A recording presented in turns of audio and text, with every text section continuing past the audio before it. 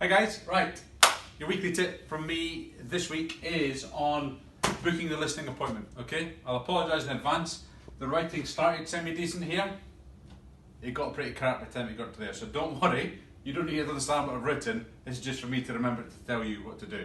So we're booking a val.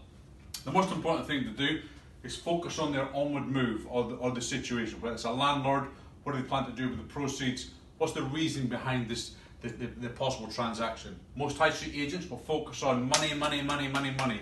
Tell me about your house, I'll get a buyer or a tenant for you nice and quick, we'll get you as much money.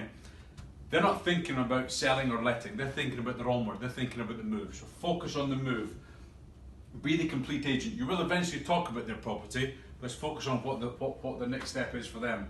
Understand their motivation, why they're doing it, what's the reason behind it, what's that going to help them achieve by selling or letting their property, what will that help them achieve moving forward. What are their drivers, what's important to them, is it money, is it time frame, is it, you know, is it the location, what's important to them about the next transition in their life, why now, why do they want to do it now, why did they not do it last year, why do they want to do it now, do they want to do it now, do they want to do it in a year, next year, what's the time frames, is there schools behind the move, is it a job move.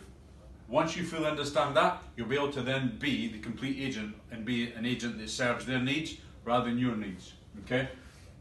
And get them talking about the move. Really important, because for most people, this will be the most exciting thing for them. They're not looking forward to selling or letting, they're looking forward to their move, whether it be the next house, the next investment opportunity. Get them talking about that, engage in conversation about that, break down the barriers, it becomes more of a comfortable conversation with them, and then, and only then, get them talking about the house. I've written here, dive into the house. Don't physically dive into the house, but start talking about their property. Get them talking about it. Use words like describe, tell me. Describe your property to me then. Tell me about your home. What features does it have? Open-ended questions without turning this into a training course. Don't ask them anything, just say yes or no to. Get them talking about their prized possession at the minute, because this is probably the most important, most expensive thing they have at the minute. Think of the cost of moving. Do they understand the cost of moving? Do they need some financial advice? Get a bit of MEB in there. How much is it going to cost you to get on with your onward property?